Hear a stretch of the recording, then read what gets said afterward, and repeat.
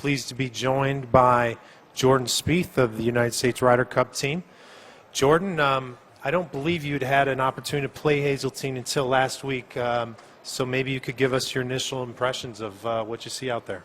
It's a beautiful golf course. It's obviously the last 5 holes maybe have changed or swapped from the major championships that have been held here. Should be a lot of fun. You know, you make sure you play now 7, 8, and 9, which may not have played in match play. So it's a beautiful golf course. Greens are going to be really fast. Looks like we have great weather coming, and the rough's down a little. So, you know, we'd expect a lot of birdies. We expect that we have to make a lot of birdies in order to win our matches, and that's the mindset we have going in. But really enjoyed our time up here thus far and had a great couple rounds last week, and then I played 9 holes today, and the course is just in phenomenal shape. Should be a really exciting week. This is probably the most fun week of the year. Actually, it's definitely the most fun week of the year, and we really try and enjoy the process as well as preparing like we prepare for a major, and that can sometimes be a tricky combo, but we feel very comfortable this year with the team that we have and very confident as well. You've gone on the record a few times lately talking about the importance of this event and winning. What's kind of fueled that fire for you, if you could clue us into that? Honestly, I think we're just tired of being told that we haven't won in a while. I've only played on 1. Felt like Patrick and I made a good team, and we're actually very successful in our own right, but this is a team. There are ways that we both could have improved to be better in what we did, and everybody has to, you know, take part and do their job in order to have the cup at the end. We want this one. We're over here. It's going to be really cool having a home crowd. I only know that from my first President's Cup experience. So this should be a different animal when we get on the first tee on Friday. And I'm really excited about that. It's very, very nice people, but very passionate sports fans around this area. People will be traveling in from all over, I'm sure. Huge crowds today already. It'll be great hearing the roars and creating the roars that echo throughout the golf course instead of the small ones in the middle of the big ones like we had over in Europe. So I'm really looking forward to that part of it. Okay, well said. All right, let's start over here with number 1 on my right.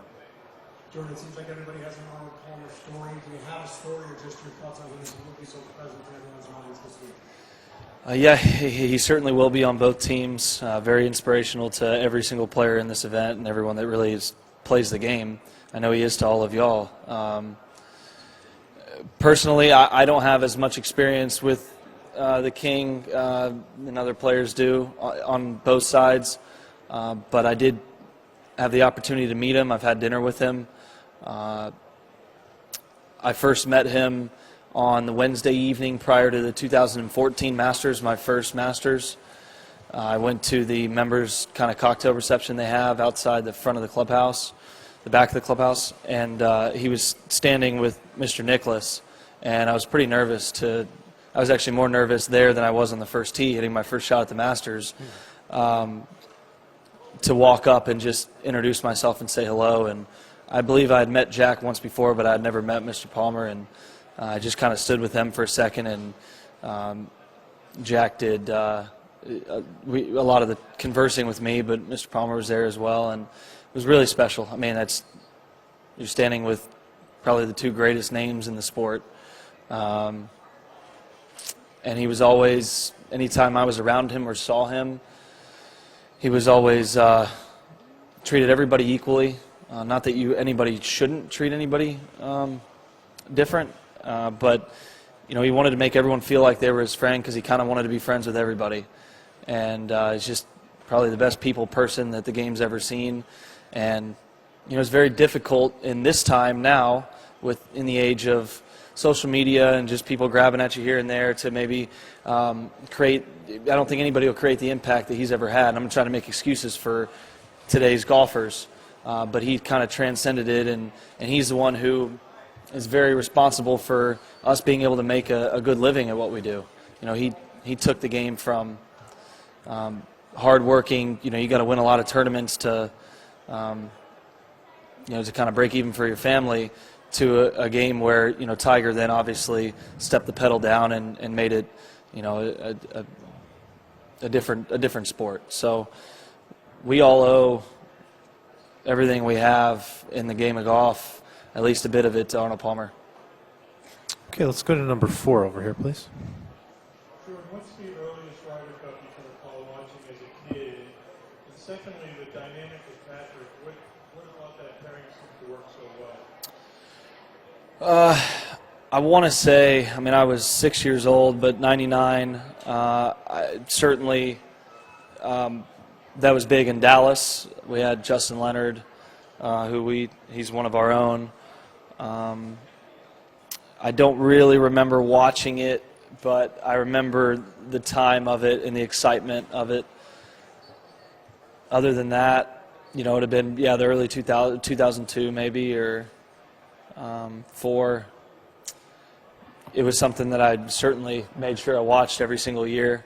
I've watched every Ryder Cup. Some of them blend together from those early years because I was, 10, 11 years old. So, but it's always been, the Ryder Cup and the Masters, the 2 events I wanted to win in my life. And that was my goal growing up playing the game and wanting to play professionally.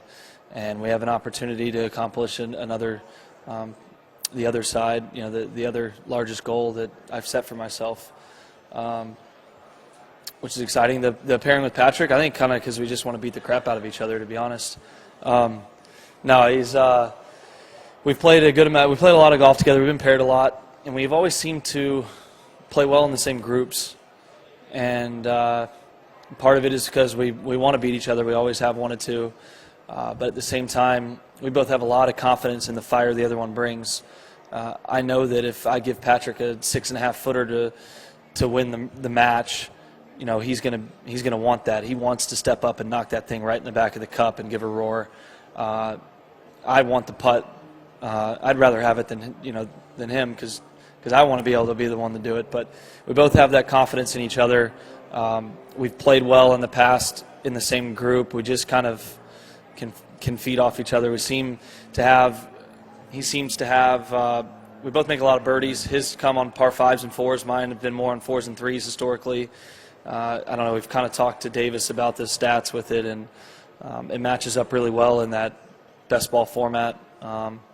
So we'll see what happens. I'm not exactly sure what's going to happen. I know, we have a great pod with Cooch and DJ and Patrick, and, things could adjust over the next couple of days. I'm in wherever Captain puts me.